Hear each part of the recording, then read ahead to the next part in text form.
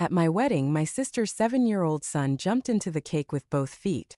"Mom said you'd laugh, and then she'll buy me an iPhone," he shouted. My sister clapped slowly. "You should thank my son, he made your boring wedding memorable." I smiled once, opened my phone, reviewed the family trust, and temporarily paused all 3 tuition plans. By 7 p.m., my sister was banned from the venue, and a waiter said. I stood there, mouth halfway open, watching frosting and sponge explode like confetti around my $600 custom heels. My wedding cake, a triple-tiered vanilla bean masterpiece, had just suffered a full-body assault from a first grader in Spider-Man socks. The music screeched to a halt. People gasped. Phones were already up. And then came her voice, slow and mocking, slicing through the silence like a rusty butter knife. "My sister. You should thank my son," she said, clapping slowly, unfazed. "He made your boring wedding memorable." There was frosting on the chandelier. My husband looked stunned, hands frozen mid-toast. "And me?" I smiled just once. Quiet. Tight. Then I pulled out my phone. One swipe, Face ID. Opened the Family Trust Management app. Paused all 3 tuition accounts my sister didn't know I controlled. That was at 6:52 p.m. By 7 o'clock, a security guard was gently escorting her out of the venue while she screamed about family loyalty. And at 7:03, a waiter approached me, headset in his ear and tray in hand. "Ma'am," he said, "the lawyer is on line 2. They say weddings bring out the best and worst in families." I didn't expect mine to showcase a live demonstration of both within the first 90 minutes. Let me rewind. My name is Lydia. I'm 33, a financial analyst with a very boring job and apparently a very boring wedding according to my sister Natalie. She's 35, a full-time mom, part-time Instagram truth teller, and lifetime always looking for the spotlight. We've had tension for years, ever since high school if I'm honest, but I never thought she'd use my wedding as her child's trampoline training ground. Natalie always had a way of turning everything into a performance. At Mom's retirement party, she announced she was finally going to be a yoga teacher, right as Mom was cutting the cake. At my graduation, she wore a white dress, yes, to someone else's graduation, and posed for more photos than me. But I digress. See, I've been helping Natalie financially for over 5 years. After her divorce, I stepped in quietly, paid her rent for 6 months, bought her kid a laptop for remote school, even covered a dental procedure when she was uninsured. All without broadcasting it. I didn't do it for recognition. I did it because she was my sister. Because she said, "You're the one who always has it together." She made it sound like a compliment. It wasn't. It was a license. A license to dump every unpaid bill, every emotional outburst, every forgotten birthday gift on me, with zero consequence. And I accepted it. I absorbed it. I became the financial sponge that made her feel bold enough to take risks she never had to calculate. But this wedding was supposed to be my line in the sand. A day about me. When my fiancé Daniel proposed last fall, we agreed on something simple but elegant. We'd invite only 80 guests, mostly close friends and a few family members. My parents were thrilled. His parents paid for the venue. I handled the rest quietly, including the tuition plans for my nephews. 3 of them, one of whom had just gone airborne into $2,400 worth of vanilla buttercream. I should have seen the warning signs earlier. 2 weeks before the wedding, Natalie asked if her kids could help with something cute at the reception. I suggested handing out programs. She suggested a TikTok dance introduction to make it viral. I laughed. She didn't. Then came the flower girl dress drama. My 6-year-old niece had a beautiful blush tulle gown picked by Daniel's sister. Natalie texted me a photo of a glitter monstrosity from a fast fashion site and said, "This is more her. She needs to shine." When I declined, she accused me of stifling her daughter's individuality. Daniel said, "Just let it go. It's one dress." I let it go. Mistake. At the rehearsal dinner, she cornered me during dessert and said, "Just don't expect your nieces and nephews to behave like little robots tomorrow. Kids should be free. Not everything has to be perfect like you want it." That perfect dripped with disdain. She made it sound like being prepared, responsible, and financially stable was a character flaw. Still, I smiled. Because that's what I always did. And that smile, that silence, is exactly what enabled what happened next. Right after dinner, I caught her son, Jaden, sneaking cake frosting with his fingers from the display fridge. I gently told him to stop, wiping his hands with a napkin. This is a special cake, buddy. We have to wait till tomorrow. He giggled and said. But Mommy said I could touch it. She said it's just food. Again, I let it go. I let everything go. Until I didn't. The day of the wedding, everything went smoothly until the reception. Daniel and I had just finished our first dance. I had just kissed my husband, for the first time as a married woman when I heard the shriek, followed by gasps, laughter, a splash. Jaden, in his little suit, had jumped onto the table and plunged both feet into the cake like it was a bouncy castle. And when someone pulled him out, when his socks were soaked in frosting and his hands were covered in blue sugar roses, he shouted loud and proud, "Mom said you'd laugh. And then she'll buy me an iPhone." Let that sink in. Not only was this deliberate, it was incentivized. As the guests stood frozen trying to figure out whether to gasp or laugh or pull out their phones, Natalie clapped. Literally. She stood there in her sequin dress and slow clapped. "You should thank my son," she said with a smirk. "He made your boring wedding memorable." That's when something inside me went still. Not angry. Not sad. Just done. Done pretending she meant well. Done telling myself she didn't know better. Done accepting that being family meant enduring public embarrassment with a forced smile. I turned, walked to my purse on the gift table, pulled out my phone, opened the family trust portal, paused all 3 tuition plans I'd been secretly managing, the ones I'd set up under my name, with my money, the same money that had paid for her son's speech therapy last year, the same account she never asked about because she assumed it would always be there. I didn't say a word. Not yet. When the venue manager asked if I wanted to pursue legal action for property damage, I said no. I didn't want to involve a kid, but I did want Natalie gone. So I quietly asked the event coordinator to have security escort her and her children from the premises. She didn't go quietly, of course. "Seriously? You're kicking me out because of cake? God, Lydia, you always overreact." People stared. Daniel's aunt looked horrified. His teenage cousin muttered, "That's so embarrassing." Natalie yelled as she was led to the parking lot. "This family is so cold. You're people who think they're better than everyone else." I watched from the ballroom window as she stomped to her SUV. Her son trailed behind her, sobbing, not from guilt, but because he didn't get the iPhone. I stood still, just breathing. The fallout began before the DJ could cue up the next song. At first, there was this weird, stunned silence. Like the room hadn't decided yet if this was going to become a family tragedy or a viral TikTok moment. People whispered. Daniel's best man leaned over and asked, "Was that planned?" I just shook my head. Then my aunt, who's always been a little too fond of her Pinot Noir, loudly muttered, "Well, that child might need more discipline." I tried to stay composed, smiled at guests, hugged Daniel, accepted compliments from people trying to pretend they hadn't just seen an entire wedding cake destroyed by a sugar-possessed 7-year-old. And then my phone buzzed. 3 times. All from Natalie. Natalie, 6:58 p.m. "What is wrong with you?" Natalie, 7 p.m. "Unpause the accounts or I swear to God, Lydia." That last text, the one about the accounts, that told me everything. She knew. Somewhere along the way, she must have found out. Maybe she saw the withdrawal summaries when I paid for Jaden's tutoring. Maybe Mom let it slip. Either way, she knew what I'd done for her kids. And now, in her twisted logic, she thought she had leverage. So I called her. I stepped outside to the stone patio. The sky was lavender. My dress still smelled like flowers and fondant. I pressed her name on the screen and waited. She answered instantly. "I cannot believe you," she hissed, skipping hello. "This is your family. You're seriously going to sabotage your nephew's education over some stupid cake." I didn't raise my voice. I didn't need to. "You bribed your son to vandalize my wedding. He's a child, Lydia.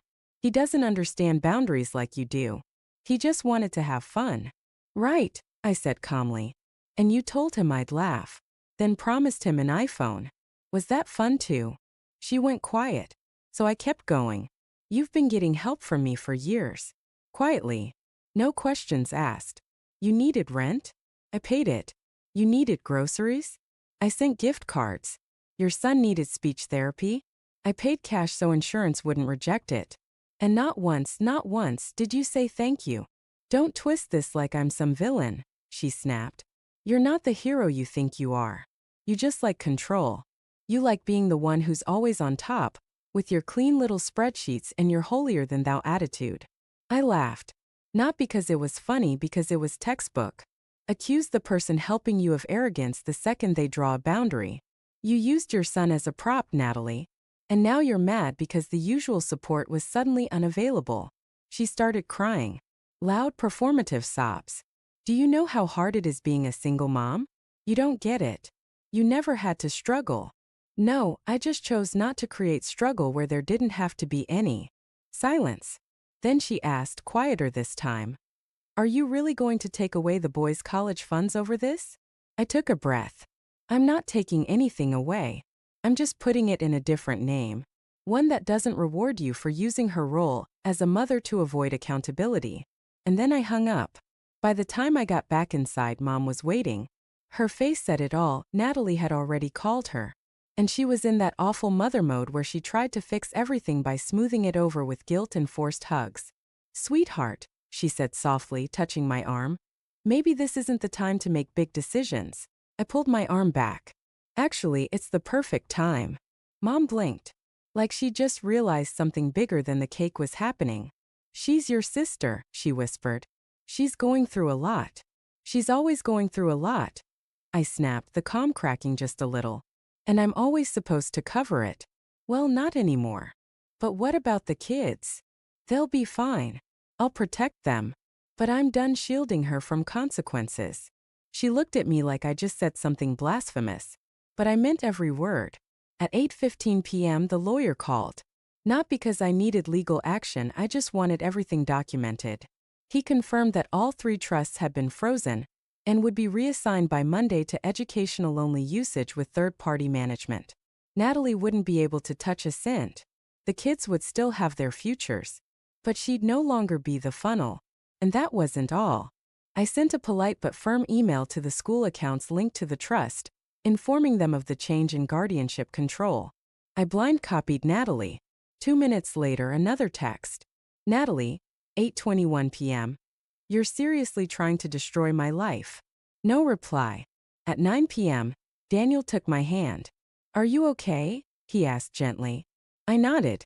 Not because I was fine, but because for the first time in my life I had drawn a hard, clear line. And I meant it. We danced again. This time slower. The cake was gone, but someone had brought out a tray of mini tiramisu cups. The guests rallied. People laughed again. Someone even joked. Best wedding story ever. I let them laugh. But inside me something shifted. Something permanent. I thought the fallout would be louder. More dramatic. More public. But in reality it came in quiet waves. 3 days after the wedding, my mom showed up at my apartment. No text, no call. Just knocked on the door holding a container of soup like we were still pretending everything was fine. I don't want to fight, she said. I just want to talk. So we sat. I let her speak first. She's not doing well, Mom said. She's not sleeping. She says Jaden's having nightmares. She's overwhelmed.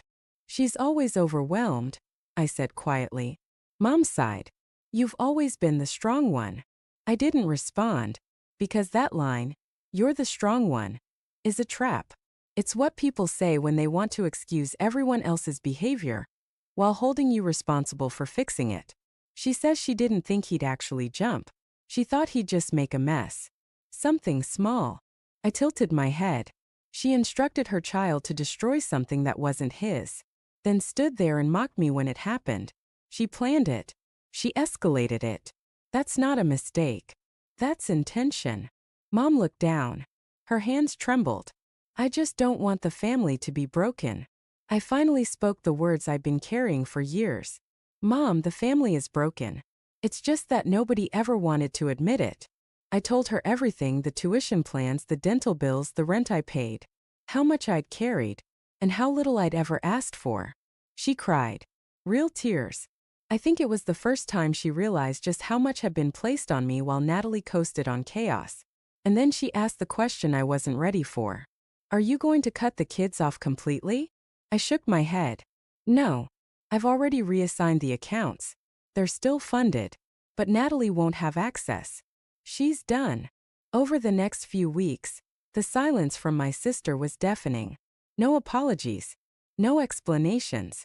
Just passive-aggressive Instagram stories about relatives who don't feel genuine and people who struggle with strong personalities. She unfollowed me on every platform. I didn't care. Daniel and I took our mini honeymoon, just a quiet 3-day cabin retreat by a lake. No chaos, just peace. And for the first time in years, I didn't feel like I was carrying someone else's crisis in my back pocket. I started sleeping better. I caught up on reading. I stopped checking my phone every 10 minutes expecting drama. 2 months later, I got an email from Jaden's school. They thanked me for confirming the updated financial custodian information. Attached was a drawing he'd made for Auntie Lydia. Crayon and marker. A big heart with stick figures holding hands. One labeled me. One labeled you.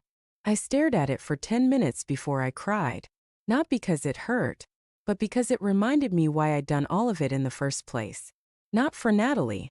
Not for credit. For them. For the kids. Around month 3 things started changing. My younger cousin texted me out of nowhere. Just heard what happened at your wedding. Took guts. Respect. One of Natalie's old friends, someone I barely knew, messaged me on LinkedIn. Honestly?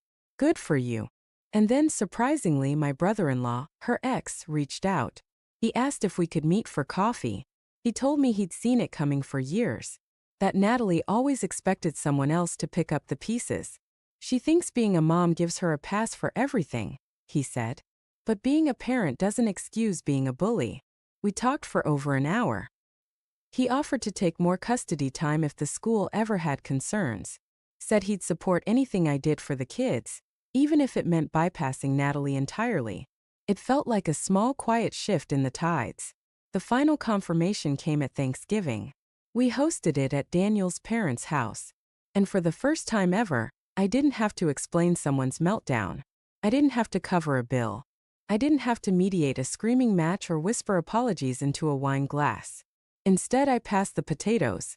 I laughed at jokes. I held Daniel's hand under the table. And when someone asked, "So what's your favorite memory from the wedding?" I smiled. The moment the cake exploded, I said. Because after that, everything finally made sense. They laughed. But I wasn't joking. That frosting-covered child gave me the final push I needed to set myself free. It's strange what you remember when the noise finally fades.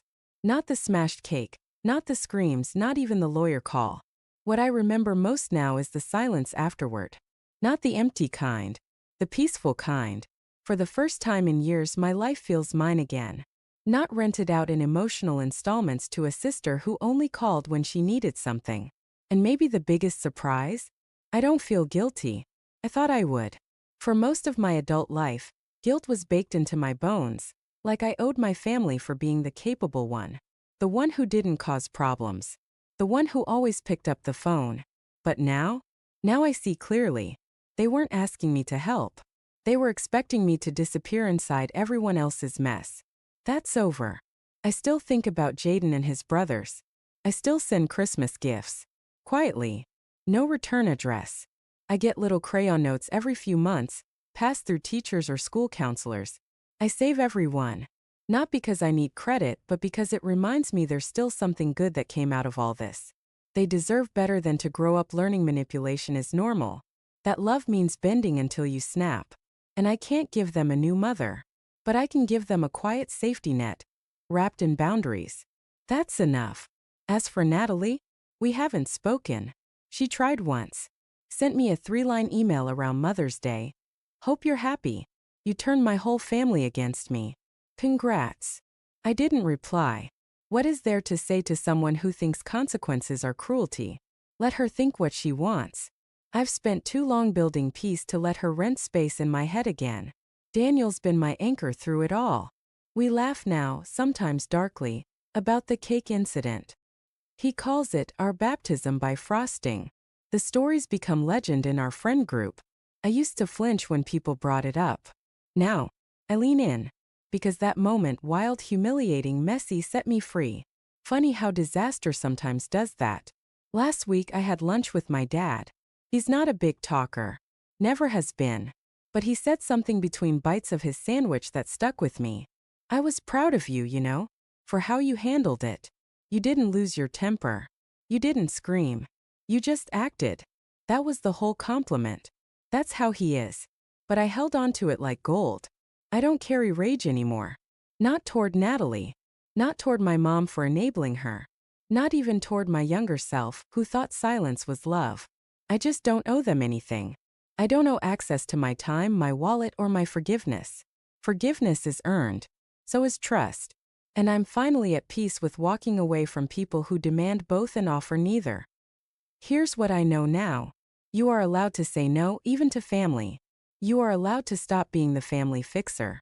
You are allowed to keep the money you earned, the time you protected, and the energy you used to give away for free.